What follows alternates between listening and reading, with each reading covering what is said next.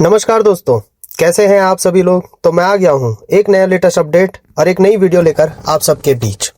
तो दोस्तों, आज 22 अक्टूबर 2025 को उत्तर कोरिया द्वारा दागी गई बैलिस्टिक मिसाइल ने न केवल दक्षिण कोरिया और जापान में चिंता बढ़ाई, बल्कि पूरे एशिया प्रशांत क्षेत्र में एक बार फिर तनाव की लहर पैदा कर दी है। दक्षिण कोरिया की संयुक्त सेनाओं के प्रमुख यानी जॉइंट चीफ्स ऑफ स्टाफ ने पुष्टि की कि उत्तर कोरिया ने पूर्वी दिशा में एक या अधिक बैलिस्टिक मिसाइलें दागी जो संभवतः समुद्र में गिरी। यह लॉन्च ऐसे समय में हुआ है जब दक्षिण कोरिया आने वाले दिनों में एशिया पैसिफिक इकोनॉमिक कॉन्फ्रेंस की मेजबानी करने जा रहा है। एक ऐसा वार्षिक मंच जो आर्थिक सहयोग, व्यापारिक एकीकरण और क्षेत्रीय स्थिरता को मजबूत करने के लिए जाना जाता है। इसीलिए इस मिसाइल परीक्षण को केवल एक सैन्य घटना नहीं बल्कि एक राजनीतिक संदेश के रूप में देखा जा रहा है। कई विश्लेषकों का मानना है कि उत्तर कोरिया का यह कदम दक्षिण कोरिया और अमेरिका की बढ़ती निकटता तथा क्षेत्र में अमेरिकी प्रभाव को चुनौती देने का प्रयास है। उत्तर कोरिया लंबे समय से अपनी सैन्य ताकत और मिसाइल क्षमताओं के माध्यम से यह दिखाना चाहता है कि वह किसी भी प्रकार के अंतर्राष्ट्रीय दबाव में नहीं झुकेगा। उत्तर कोरिया के मिसाइल कार्यक्रम की जड़ें 1950 के दशक में कोरियाई युद्ध के बाद की परिस्थितियों में पाई जाती हैं, जब कोरिया दो हिस्सों में बटा। उत्तर कोरिया जो कम्युनिस्ट शासन के अंतर्गत आया और दक्षिण कोरिया जो पूंजीवादी व्यवस्था में अमेरिका के साथ जुड़ा। तब से दोनों देशों के बीच दुश्मनी का माहौल कायम है। उत्तर कोरिया ने सोवियत संघ और चीन की मदद से अपनी रक्षा प्रणाली को मजबूत किया और धीरे धीरे मिसाइल तकनीक विकसित की। 1980 और 1990 के दशक में उसने नोडोंग, टेपोडोंग और हासोंग जैसी मिसाइलों पर काम शुरू किया, जो अब इंटरकॉन्टिनेंटल रेंज तक पहुंच चुकी है। इस पूरे कार्यक्रम का मकसद स्पष्ट रहा है, आत्मरक्षा के नाम पर सैन्य प्रभुत्व कायम रखना। 2006 में उत्तर कोरिया ने अपना पहला परमाणु परीक्षण किया, जिसके बाद संयुक्त राष्ट्र सुरक्षा परिषद ने उस पर कड़े प्रतिबंध लगाए। परंतु इन प्रतिबंधों के बावजूद प्योंगयांग ने अपने परमाणु और बैलिस्टिक कार्यक्रम को रोकने के बजाय और भी तेज गति से आगे बढ़ाया। उसका मानना है कि परमाणु हथियार ही उसके शासन की जीवन बीमा पॉलिसी है, यानी अगर उसके पास परमाणु हथियार होंगे तो कोई देश, खासकर अमेरिका, उस पर हमला करने की हिम्मत नहीं करेगा। उत्तर कोरिया की सैन्य नीति का केंद्र बिंदु ब्योंगजिन सिद्धांत रहा है, जिसमें परमाणु विकास और आर्थिक विकास को समांतर रूप से आगे बढ़ाने की बात की गई। हालांकि आर्थिक क्षेत्र में यह सफल नहीं हो सका, पर सैन्य ताकत के मामले में उसने बड़ी प्रगति की है। 2020 के दशक में उसकी मिसाइलें अब इतनी विकसित हो चुकी हैं कि वे जापान, दक्षिण कोरिया और यहाँ तक कि अमेरिका के कुछ हिस्सों तक पहुंच सकती हैं। मिसाइल तकनीक में प्रगति के साथ साथ उसने अपने लॉन्च प्लेटफॉर्म को भी आधुनिक बनाया, जिसमें मोबाइल लॉन्चर, पनडुब्बी से दागी जाने वाली मिसाइलें और हाइपरसोनिक मिसाइलें तकनीक भी शामिल है। 22 अक्टूबर 2025 की लॉन्चिंग को इसी विकास क्रम का हिस्सा माना जा रहा है। दूसरी ओर दक्षिण कोरिया एक लोकतांत्रिक और आर्थिक रूप से समृद्ध देश है, जो अमेरिका के करीबी सहयोगी है। दक्षिण कोरिया की नीति रही है कि वह कूटनीतिक माध्यमों से उत्तर कोरिया को वार्ता की राह पर लाए, लेकिन जब जब उत्तर कोरिया मिसाइल परीक्षण करता है तब यह नीति कमजोर पड़ जाती है। अमेरिका, जापान और दक्षिण कोरिया की ट्राइलेटरल अलायंस अब पहले से कहीं मजबूत हो गई है। इन तीनों देशों ने हाल ही में कई संयुक्त सैन्य अभ्यास किए, जिनका उद्देश्य उत्तर कोरिया की बढ़ती आक्रामकता का जवाब देने की तैयारी करना है।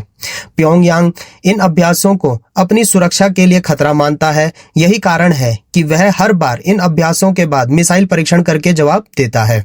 इस घटना का एक और दिलचस्प पहलू यह है कि यह लॉन्च एपेक सम्मेलन से ठीक पहले हुआ। एपेक सम्मेलन यानी अपेक यानी एशिया पैसिफिक इकोनॉमिक कॉरपोरेशन एक महत्वपूर्ण अंतर्राष्ट्रीय मंच है, जिसमें 21 सदस्य देश शामिल हैं, जैसे अमेरिका, चीन, जापान, दक्षिण कोरिया, ऑस्ट्रेलिया, कनाडा आदि। इसका मुख्य उद्देश्य आर्थिक सहयोग बढ़ाना, मुक्त व्यापार को प्रोत्साहित करना और विकासशील देशों को उन्नत अर्थव्यवस्थाओं से जोड़ना है। दक्षिण कोरिया की मेजबानी में होने वाला यह सम्मेलन एशिया में आर्थिक स्थिरता का संदेश देने वाला था, लेकिन मिसाइल लॉन्च ने इस स्थिरता पर सवाल खड़े कर दिए हैं। अंतर्राष्ट्रीय विश्लेषकों का मानना है कि उत्तर कोरिया का उद्देश्य ध्यान भटकाना और क्षेत्रीय एजेंडा को बदलना था।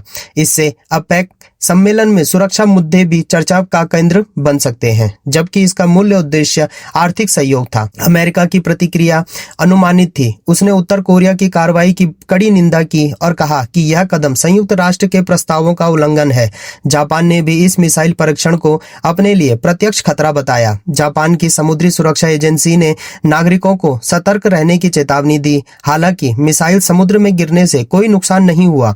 चीन, जो उत्तर कोरिया का पारंपरिक सहयोगी माना जाता है, उसने संयम बरतने की अपील की और कहा कि सभी पक्षों को तनाव कम करने के लिए संवाद का रास्ता अपनाना चाहिए। रूस ने भी इसी तरह की प्रतिक्रिया दी, क्योंकि वह नहीं चाहता कि पूर्वी एशिया में अमेरिका की सैन्य उपस्थिति और बढ़े। इस मिसाइल परीक्षण का असर केवल सुरक्षा तक सीमित नहीं है, इसका आर्थिक और कूटनीतिक प्रभाव भी गहरा है। जब किसी क्षेत्र में इस तरह की सैन्य गतिविधियां होती हैं, तो विदेशी निवेशक असुरक्षित महसूस करते हैं, जिससे पूंजी प्रवाह प्रभावित होता है। दक्षिण कोरिया की मुद्रा, वान और जापान के शेयर बाजारों में इस खबर के बाद हल्की गिरावट दर्ज की गई। वहीं अमेरिका और दक्षिण कोरिया के रक्षा ठेकेदारों के शेयर बढ़े, जो यह दर्शाता है कि हथियारों की मांग और रक्षा बजट बढ़ने की संभावना है। भविष्य की दृष्टि से देखें तो यह घटना पूर्वी एशिया के शक्ति संतुलन को और जटिल बना सकती है। चीन और रूस के साथ उत्तर कोरिया की नजदीकी बढ़ रही है, जबकि अमेरिका, जापान और दक्षिण कोरिया का गठबंधन और भी मजबूत हो रहा है। यह विभाजन एक नए कोल्ड वॉर की झलक देता है, जो अब वैचारिक नहीं बल्कि तकनीकी, आर्थिक और सामरिक है। उत्तर कोरिया जैसे देश इन ताकतों के बीच गेम चेंजर की भूमिका निभा सकते हैं, क्योंकि उनके छोटे छोटे कदम भी वैश्विक प्रतिक्रिया को जन्म देते हैं।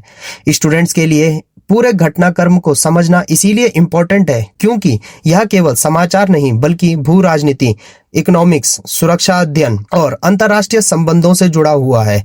यूपीएससी, एसएससी, बैंकिंग, रक्षा या पत्रकारिता जैसे किसी भी क्षेत्र में करियर बनाने वाले स्टूडेंट्स के लिए यह विषय अध्ययन का महत्वपूर्ण हिस्सा है। इस घटना से यह सीखने को मिलता है कि एक देश की सैन्य नीति और विदेश नीति कितनी गहराई से जुड़ी होती है। उत्तर कोरिया भले ही आर्थिक रूप से कमजोर हो, लेकिन उसकी मिसाइल क्षमता उसे विश्व राजनीति में महत्वपूर्ण बना देती है। यह हमें यह भी सिखाता है कि कूटनीति केवल शब्दों का खेल नहीं, उसके पीछे शक्ति, तकनीक और रणनीति का भी गहरा योगदान होता है। एक क्षेत्र के रूप में इस तरह की घटनाओं से हम यह समझ सकते हैं कि अंतर्राष्ट्रीय संबंध केवल नेताओं की बैठक या सम्मेलनों तक सीमित नहीं होते, बल्कि छोटे छोटे फैसले या परीक्षण पूरी दुनिया की दिशा बदल सकते हैं। इस घटना से एक और सीख यह मिलती है कि किसी भी क्षेत्र की शांति सिर्फ सैन्य ताकत से नहीं बल्कि आपसी विश्वास और संवाद से कायम रहती है। अगर एशिया प्रशांत क्षेत्र के देश शांति और सहयोग की राह पर चले तो यह क्षेत्र वैश्विक विकास का इंजन बन सकता है। लेकिन अगर मिसाइलें और हथियार नीति का हिस्सा बने रहें तो विकास की गति रुक सकती है।